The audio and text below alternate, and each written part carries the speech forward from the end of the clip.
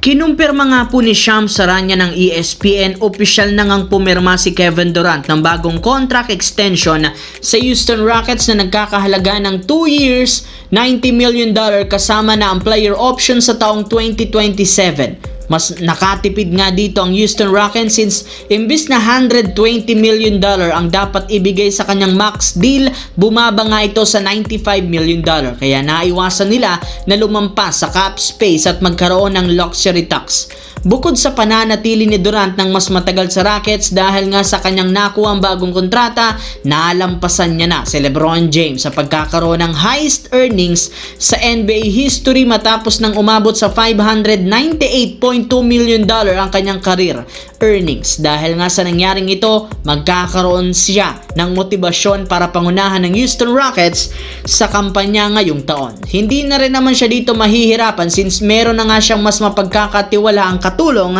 sa kanilang mga magiging laro. And speaking of Houston Rockets, uumpisahan na ng team ang kanilang kampanya sa opening night laban sa defending champion na OKC Thunder. Syempre, bago pa man magumpisa ang game, may lumabas ng balita yamado dito ang OKC Thunder sa pagkakaroon nila ng home court advantage na maaaring gamitin nang makuha agad ang momentum. Sila rin naman ang mas malakas na team since meron na nga silang napatunayan. Pero hindi rin naman dapat maliitin ng Thunder ang Houston Rockets dahil bagamat bagong buo lamang ang lineup na ito, meron pa rin naman silang napakaraming talentadong player at napakalalim na roster.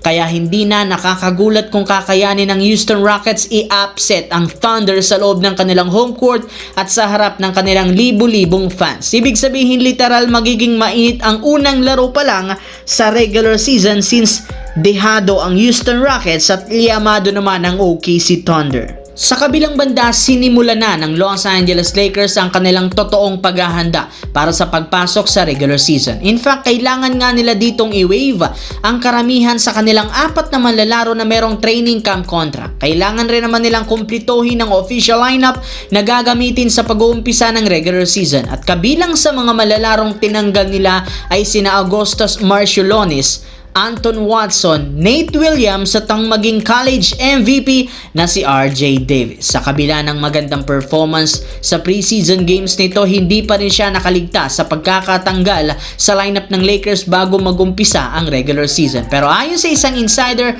kung sakaling walang kumuhang team kay RJ Davis sa free agency, inaasahan na mananatili ito sa prangkisa ng Los Angeles Lakers at maglalaro na lamang siya sa lineup ng kanilang G League team na South Bay Lakers ngayong season at may chance ang mai-convert sa two-way player ang kanyang kontrata kung saan pwede siyang makasali muli sa lineup ng team.